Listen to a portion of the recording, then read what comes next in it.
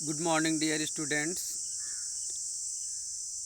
Today's topic is the claim to Paramount Sea, सर्वोपरिता का दावा।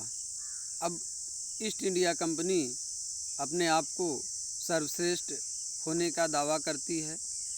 It is clear from the above date, ऊपर की कहानी से ये स्पष्ट होता है कि from the early 19th century the company persuaded an aggressive policy. Early 19th century से ही कंपनी अग्रेसिव पॉलिसी अपना लिया था। ये अपनी टेरिटोरियल एक्सपेंशन, अपने क्षेत्र का विस्तार चाहती थी कंपनी। लगातार अपने सीमाओं का विस्तार कर रही थी ईस्ट इंडिया कंपनी और भारतीय राज्यों को अपने कंट्रोल में ला रही थी। Under lord Hastings governor general from 1813 to 1823, ये लॉर्ड हेस्टिंग के शासनकाल में, जो कि गवर्नर जनरल थे 1813 से 1823 के बीच में, a new policy of Paramount she was initiated. तो एक सर्वोपरिता का एक नई नीति अपनाई गई। Now the company claim that it's authority was Paramount और सुप्रीम। अब ये कंपनी ने ये दावा किया कि अब कंपनी की सत्ता सुप्रीम है, सर्वश्रेष्ठ है। Hence it's power was greater than that of Indian state. तो इसलिए कंपनी की जो शक्ति है, जो पावर है, जो सत्ता है, वो भारतीय राज्यों से ऊपर है। In order to protect its interest, तो कंपनी अपने इंटरेस्ट, अपने हितों के रक्षा के लिए it was justified and annexing or threatening to annex any Indian kingdom. तो इस तरह से ये अपने आप को जस्टिफाइड किया कि ये न्यायसंगत है कि कंपनी सुप्रीम है और वो किसी भी राज्य को अपने शासन में मिला सकती है अथवा उसे मिलने के लिए थ्रेटनिंग कर सकती है, उनको धमकी दे सकती है, किसी भी इंडियन किंगडम्स को। This view continued to guide later British policies as well. और यही जो दृष्टिकोण था कंपनी का, ये आगे भी ब्रिटिश पॉलिसीज़ को गाइड किया। This process however did not go unchallenged.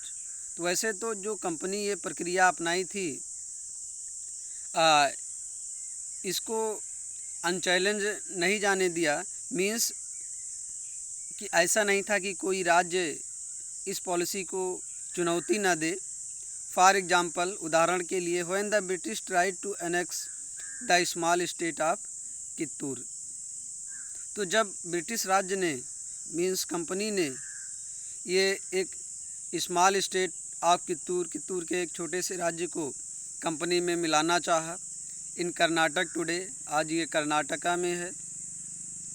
Rani Channamma to arm. तो रानी चन्नम्मा ने कंपनी के विरुद्ध अपना हथियार उठाया and led an anti British resistance movement.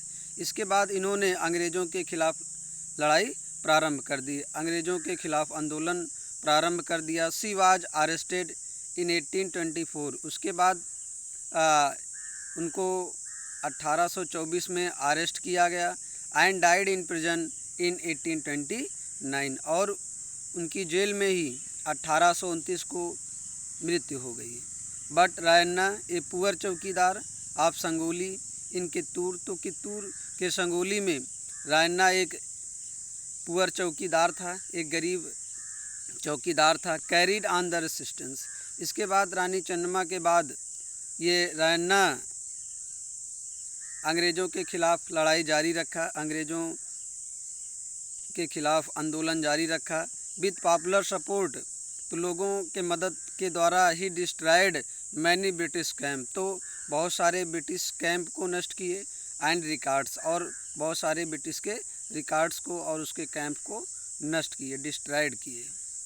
He was cot, और रायन्ना भी पकड़ा गया and hanged by the British in 1830। और उसके बाद ब्रिटिश शासन द्वारा उसको 1830 में फांसी दे दी गई।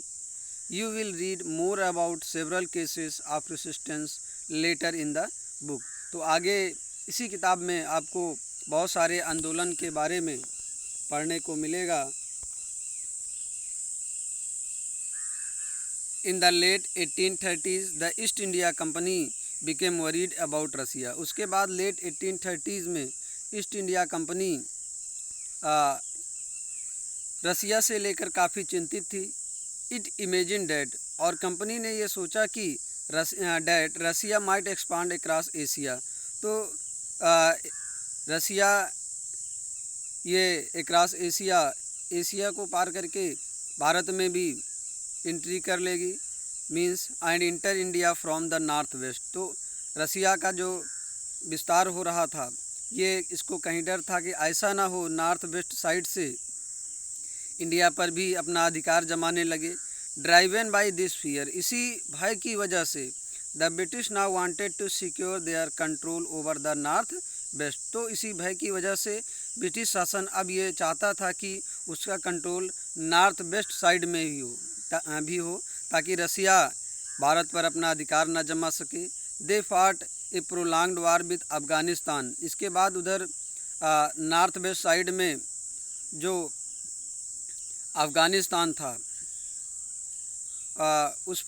उससे एक लंबा युद्ध चला। They fought a prolonged war with Afghanistan between 1838 and 1842 and establish indirect company rule there. उसके बाद अफ़गानिस्तान में कंपनी का इनडायरेक्ट शासन इस्टेब्लिश हुआ, अप्रत्यक्ष रूप से वहाँ पे शासन स्थापित किया। Sindh was taken over in 1843, और सिंध पर 1843 में कंपनी का कंट्रोल हो गया। Next in line was Punjab. उसके बाद अब पंजाब को अंग्रेजी शासन में मिलाना था, ईस्ट इंडिया का कंट्रोल उस पर करना था। But the presence of Maharaja Ranjit Singh held back the company. लेकिन महाराजा रणजीत सिंह की वजह से कंपनी की दाल नहीं गली। आफ्टर हिज डेथ इन 1839, तो महाराजा रणजीत सिंह के मृत्यु के बाद 1839 में इनकी मृत्यु हो गई। टू प्रोलॉन्ग्ड वार्स वर फाट विद द सिक्स किंगडम। उसके बाद 2 युद्ध चला। टू प्रोलॉन्ग्ड वार्स वर फाट विद द सिक्स किंगडम्स के साथ जो है 2 लंबा युद्ध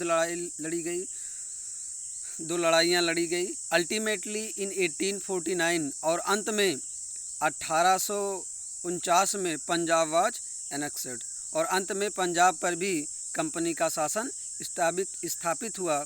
मीन्स कंपनी के कंट्रोल में अब पंजाब भी आ गया था। Thank you.